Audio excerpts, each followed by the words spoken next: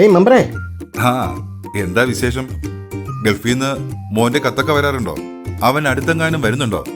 അവൻ കഴിഞ്ഞ വർഷം വന്നു പോയല്ലേ ഉള്ളൂ. ഇനി പഞ്ചായത്ത് തെരഞ്ഞെടുപ്പ് വോട്ട് ചെയ്യാൻ വരും. അതിന് അവന്റെ പേര് വോട്ടർ പട്ടികയിൽ ഇല്ലല്ലോ. അതെങ്ങനാ? അവൻ കഴിഞ്ഞ പാർലമെന്റ് ഇലക്ഷന് വോട്ട് ചെയ്തതല്ലേ?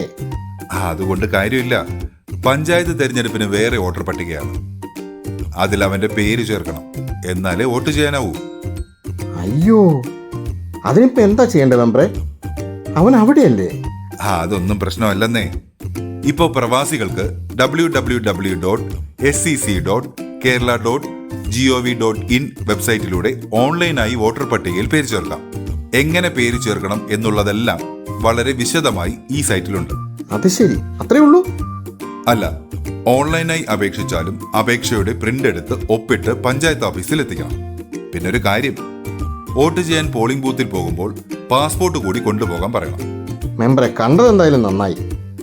അവനോട് ഇന്ന് തന്നെ ഓൺലൈനായി പേര് ചേർക്കാൻ വിളിച്ച് പറയാം.